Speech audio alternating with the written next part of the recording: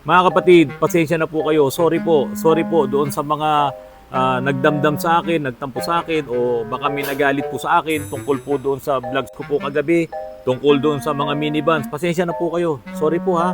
Sorry po talaga mga kapatid. Magandang gabi po sa inyong lahat. Paumanhin po sa mga nagbigay ng reaction tungkol po sa vlog ko po kagabi, tungkol sa mga minivans na chinap-chap sa Japan, tapos kinonvert pagdating dito sa Pilipinas para maibentang muli sa mga kababayan nating nangangarap na magkaroon nitong mga K-minivans or K-vans. Marami ang nagsabi na mali ako sa sinasabi ko na mahirap ang parts, ang pyesa nitong mga minivans na ito. Marami daw ang nabibili sa Shopee, marami din daw sa Lazada, at marami din daw sa Amazon. Meron daw pong nabibili. O malamang doon sa mga ibang online shops din, pati doon sa eBay, malamang may mabibili rin po. At karamihan daw po ng mga nabibili na yon ay mga surplus. Marami rin pong nag-comments doon na doon daw sa Cebu, talagang sobrang dami daw po ng pyesa, sa Davao, sa Cavite, marami daw pong nabibili. Yun nga lang po, mga surplus. Kasi nga po, doon pa lang sa Japan, ay kinakatay na po nila yan at dinadala na po yung mga pyesa-pyesa po rito. Siguro nga po ay nagkamali po talaga ako tungkol po sa bagay na yon.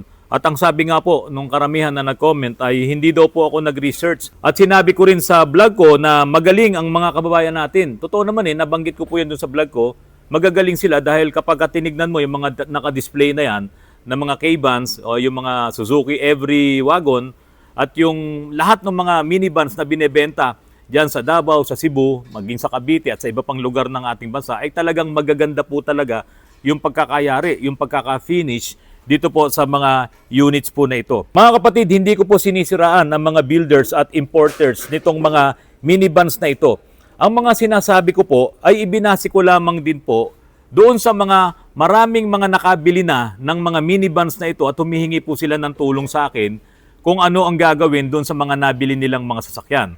Karamihan nga po doon ay may problema sa transmission, karamihan yung mga check engine hindi na nila matanggal, at kapag mayroong pyesa na ipinakita lalo na yung mga sensors ay wala nga daw po silang mabili.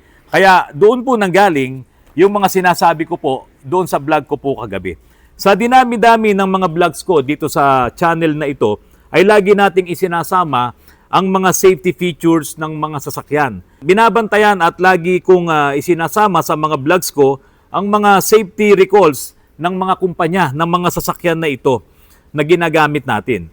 Sa trabaho namin dito sa araw-araw sa Autorans, ay pinipilit namin na maiayos ang mga ginagawa namin ng mga sasakyan dahil dito nga po nakasaalang-alang ang ating kaligtasan sa ating mga sasakyan na kapag ginagamit natin ay napakadelikado po kung ito ay madidiskaril, kung ito ay masisira, marami po ang mapapahamak ng mga pasahero maging yung driver po ng sasakyan.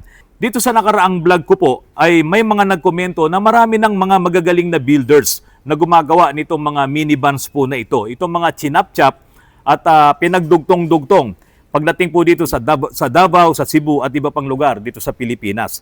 Hindi ko naman po yung kinokontra, kaya nga po maraming nahuhumaling dito sa mga K-vans po na ito o K-cars na bumili sila dahil talagang magaganda naman yung pagkakayari. At pagdating doon sa kanilang pagko-convert, ay yun na lamang ay malalaman mo kung okay ba kapag nagagamit mo na talaga yung sasakyan. Muli po mga kapatid, ako po ay humihingi ng paumanhin sa mga nagtampo, sa mga nagalit, sa mga nagsasabi na sinisiraan ko daw yung nagninegosyo nitong mga minivans na ito at ang akala nila ay pinupuntirya ko yung kanilang mga negosyo. Hindi po. Paumanhin po sa mga nakapanood ng vlogs ko. Pero ngayon naman po ay ilalahad ko lamang po sa inyo kung ito bang mga sasabihin ko. Kung ito po ba ay may katwiran o paniniwalaan nyo o papanigan nyo po ba itong mga sasabihin ko po sa vlog ko po ngayon. Ayon po sa Republic Act 8506, makes it illegal to import, register, use, or operate right-hand drive vehicles on public roads in the Philippines. Dito po sa Republic Act na to, RA 8506, ay sinasabi po na bawal talagang mag-import ng mga right-hand drive vehicle.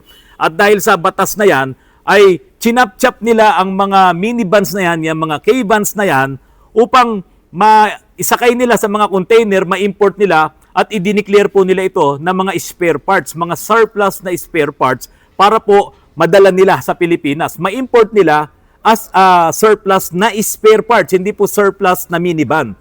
Iba po yun kasi nga ito ay kinatay na nila, pinagputol-putol nila at isinakay po sa container. Pero pagdating dito sa Pilipinas ay pagdudugtong-dugtungin ulit yan, pagwe-welding-weldingin ulit yan at yun nga, yung tinatawag nilang rebuilt. Kung tutusin, hindi naman masasabing rebuilt eh. Kasi yun din naman yung buong sasakyan, pinagdugtong-dugtong mo lang. Mana pa masasabi mo, yan ay converted. Kasi ang talagang malaking trabaho nila dito, na talagang pagbubuhusan nila ng panahon at pag-iisip, ay yung kung paano mo ililipat yung mga pedals, yung mga manibela, no? Pati yung mga nag-comment po doon na yun nga daw wiper ay naililipat na rin nila, nagagawa nilang pang left-hand drives. So magaling talaga ang Pilipino. So dito, converted talaga. Hindi mo masasabing rebuild kasi pinagdugtong-dugtong lang din naman talaga nila yun eh. Ganun pa rin naman ang pintuan nun. Okay lang kung dalawang sliding yon, pero kung isang sliding lang yon, yung pintuan nun ay nandoon, kung bababa ka ay nandoon ka sa gitna ng kalsada. Ganyan po kasi yung mga Japanese standard. Noong unang panahon kasi mga kapatid, meron talaga nakakapasok buo-buo itong mga sasakyan na ito. Nakabili rin ako niyan eh, yung drop side na Suzuki. Buong pinapasok, hindi talaga putol. Ngayon, ikino-convert na lang po yun. Yung mga una noon na mga palusot na yan, yan ay talagang converted. Hindi po siya rebuilt. Ngayon, pagdating dito sa Pilipinas, itong mga chinap-chap, binubuo ulit nila yan. At yun nga po, yung sinatawag nating palusot diyan sa customs. Palusot diyan sa LTO. Ano naman ang issues sa conversions? Ito po. Right-hand drive cars can be converted to left-hand drive. The LTO, ito na, the LTO may deem many conversions unsafe or substandard leading to rejection of registration. Ito po ang sabi ng LTO. Ito daw po ay deem. So, kanilang kinukonsider na ito ay mga unsafe at substandard. At sabi nga po, leading to rejection of registration. Oy, nako LTO, nagsalita kayong ganito. Bakit narirehistro yan? Ang dami niyan sa Davao, sa Cebu, sa Cavite, mga bago pa yung plaka. Kayo na ang nagsabi na itong mga mula sa right-hand drive na kinonvert sa left-hand drive ay may deem many conversions unsafe or substandard leading to rejection of registration. Bakit narirehistro? LTO, ano ba? Ano ba talaga ang lagay diyan sa LTO? Bakit po may mga ganyan? Sir Lacanilaw, baka pwede nyong pag-aralan itong vlog po na ito. Kasi sinabi naman pala ng LTO na unsafe yan, yung mga kino-convert na yan from right-hand drive to left-hand drive, bakit nga narirehistro? Ngayon, ito pa, ang sabi ng LTO, safety standards. Cars are often not built to meet the cross safety standards or vehicle specification required by the Department of Transportation and LTO in the Philippines.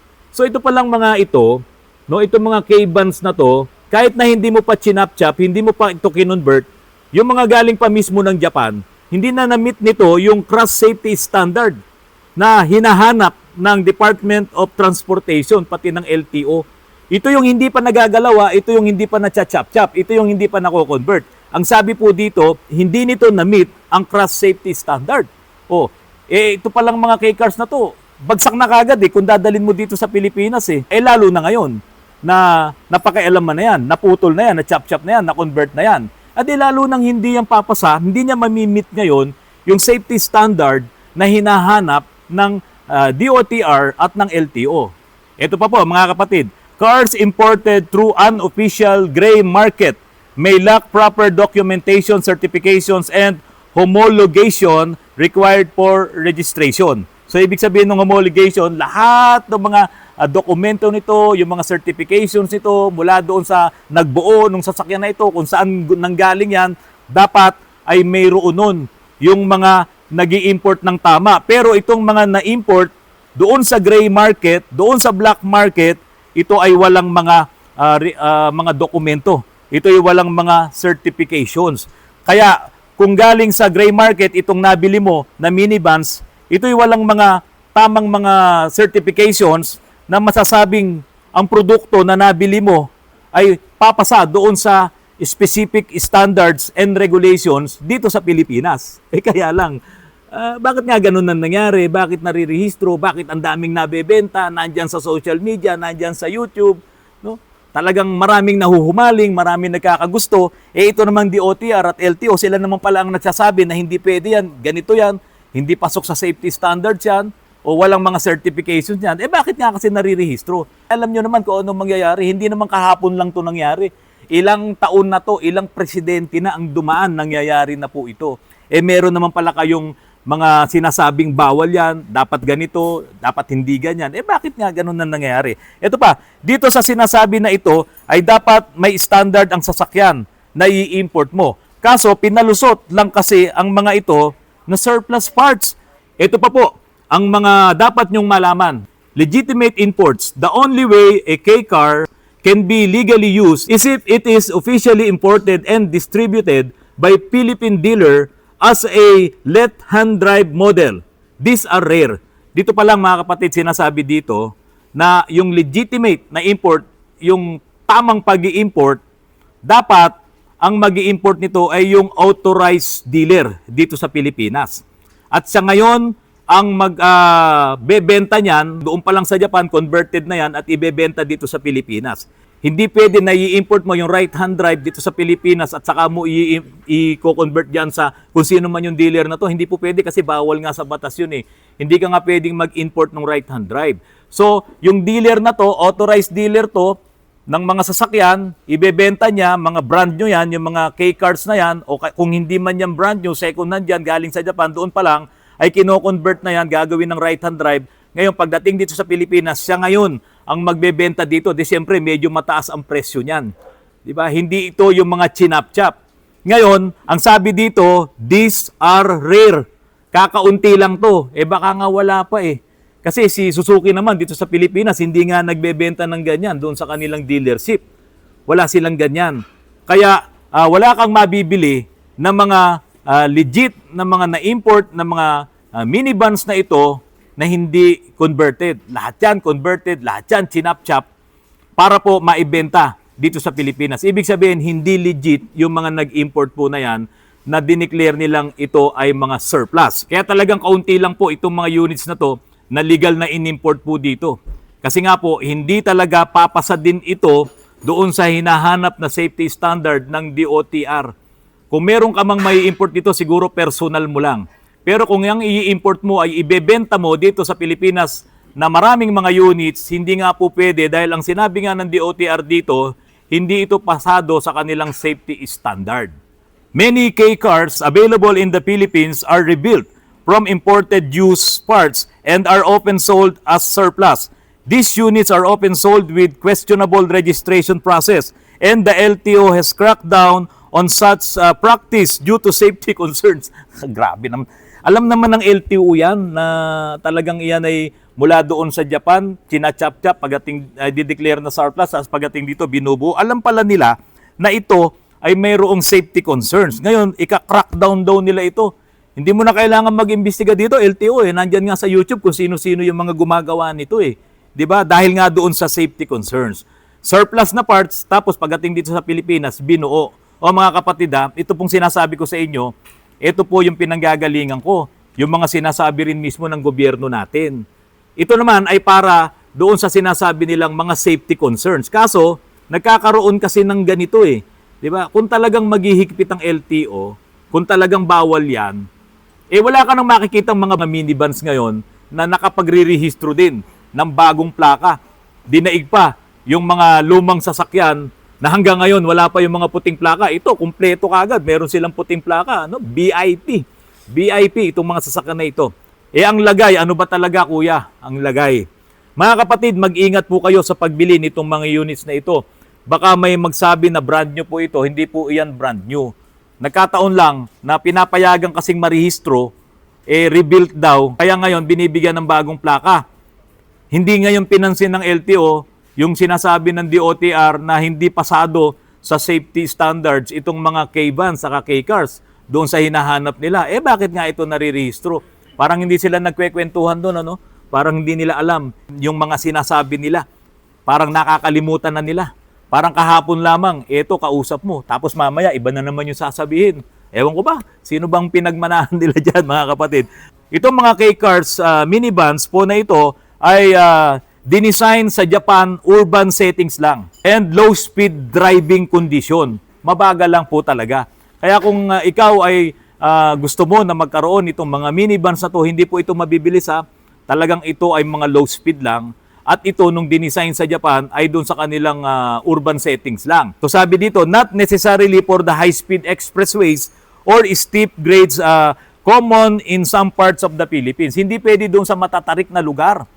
O hindi rin pwede sa mga super highways. Baka akala ng mga gustong magkaroon itong minivans na to ay napaka-safe nito pag dadalhin mo sa super highway. Hindi po. Meron nga pong naging problema po ito eh. Merong samahan nitong mga may-ari nitong mga minivans na to, isang forums, online forums and discussion among car owners in the Philippines mention specific anecdotal incidents such as a friend of a user who died in a K-van after rear-ending a bus at low speed, highlighting the potential of serious injury, even seemingly minor incidents when larger vehicles are involved. Ganun siya kadelikado. Kaya sa Japan, hindi ito pinababiyahe sa mga expressways, bawal talaga, doon mahigpit. Dito naman, ang akala siguro nung iba, kapag ka bumili ka niyan, ay pwedeng gamit-gamitin mo sa expressways o nagagamit nila kasi wala namang pipigil, wala namang kokontra sa kanila, walang huhuli. Kasi hindi rin naman alam siguro ng mga enforcers, ng mga police, na ito ay nakadesign lang doon sa urban settings sa Japan. Pagdating dito, kung saan-saan na natin ginagamit. Anyway, nasa sa inyo po yan. Yung safety lang, kapag ginagamit nyo ang inyong mga K-vans, mag-iingat po kayo lagi. Lagi nyo pong isipin na iyan ay hindi pang mabilisan, iyan ay hindi talaga pang mga steep na lugar, yung mga matatarik. Naku, napakadelikado po niyan. Ngayon mga kapatid, yung mga binabanggit ko sa inyo na hinahanap ng DOTR na safety standard, pati doon sa Japan, na hindi siya pwede doon sa steep grade or kaya sa super highway, what more ngayon? Itong mga sasakyan na na-convert na galing sa chop-chop, pinagdugtong-dugtong, pinag-welding-welding, inilipat yung mga pedal, nilipat dito sa kabila, lahat, pati yung mga wirings niya, nabago na lahat, kung saan-saan na napunta. Ngayon, iyon ba ay ganun pa rin ka-reliable katulad ng mga K-vans na nandiyan sa Japan? Ito po mga tanong ko po sa inyo. Kasi po, kung doon pa lang sa simula pa lang na binuo, dinesign itong mga minivans na to, talagang ito po ay hindi pumasa doon sa tinatawag na safety crash test. Meron po yan dito eh. Ayan o. To meet the crash safety standards or vehicle specifications required by the Department of Transportation dito sa Pilipinas. Hindi niya na-meet yung crash safety standards. What more, ngayon ito ay mga na-chop-chop na, pinagdugtong-dugtong na lang. Di ba? Lalong magkakaroon ng problema. Lalong hindi ka ngayon mapapalagay kapag ginamit mo itong mga converted na mga K-vans po na ito. Sino ang magche-check? Sino ang magre-regulate? Mukhang may under the table na sa mga nangyayari. Ito tayo yung nagpalit ng mags sa motorsiklo, no?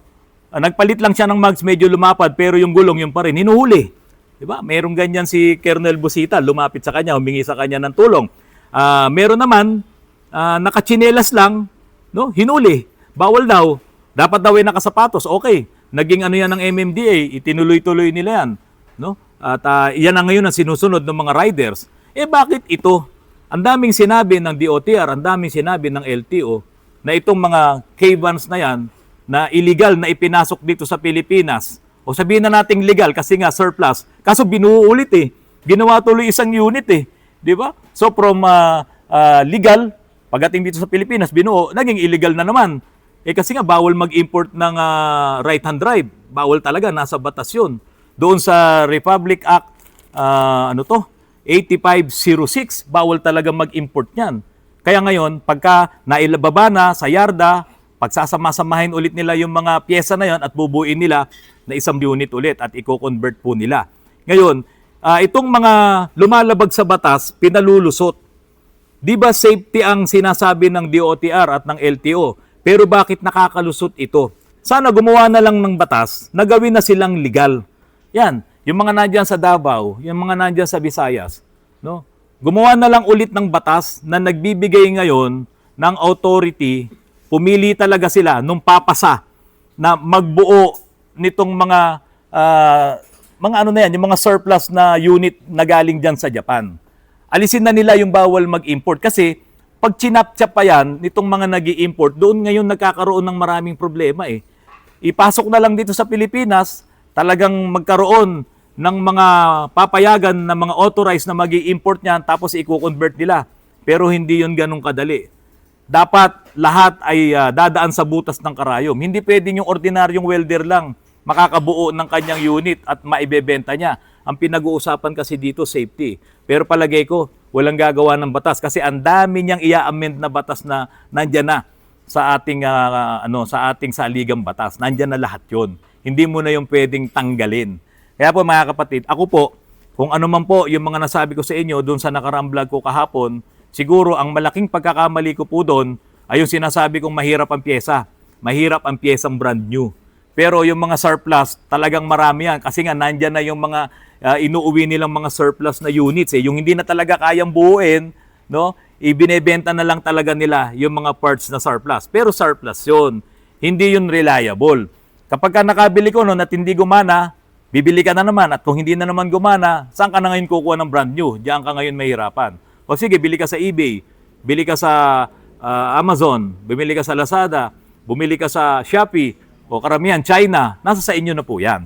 Ngayon, at doon naman sa magagaling na builder, no, na sinasabi ng mga nag-comments, gumawa kayo ng video nyo kung saan ipapakita nyo talaga kung paano nyo binubuo doon sa conversion sa mga pedals, conversion ng inyong rack and pinion, conversion ng manibela, pati kung paano nyo idinudugtong yung body na hinati nyo, ipakita nyo lahat yan.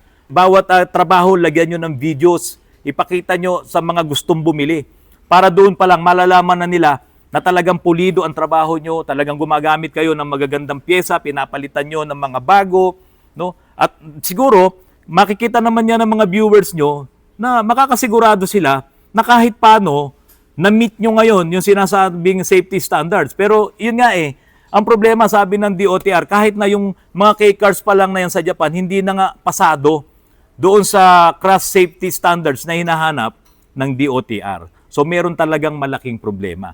Mga kapatid, doon sa unang video ko, sinabi ko sa inyo, pasensya na, sorry na. Pero dahil sa kailangan ko talagang panindigan din, yung mga kino-convert na yan, yung mga chinachap-chap na yan, ay hindi talaga reliable, hindi siya ganun ka-safe, dahil yun mismo, ang sinasabi ng DOTR, yun mismo sinasabi ng LTO, at maging sa Japan, dinisign lamang po ito sa urban settings. Hindi ito pwede sa mga bulubundukin, doon sa mga matatarik na lugar. Hindi yan pwede. Tayo paano natin gagamitin yung mga nabili yung mga K-minivans po na yan. Kaya po, itong vlog ko po na ito, para sa inyo, makaiwas kayo sa aksidente at lalo kayong mag-ingat kapag ginagamit nyo na itong mga pinangarap nyong mga minivans. Mga kapatid, maraming salamat sa patuloy na pagtangkilik nyo po sa aking channel. Peace po tayo. Wala po tayong sinisiraan. Yung mga magagaling na builders, nandyan na yan. Nag-i-import yung mga importers, nandyan na yan. Hindi kayo sinasaway ng gobyerno. Sige, pagpatuloy nyo lang. Yan ang hanap buhay nyo. Okay lang, pagpatuloy nyo lang. Pero siguraduhin nyo talaga na safe talaga ang inyong mga binubuong mga minivans po na yan. Magandang gabi po at maraming salamat sa inyong lahat.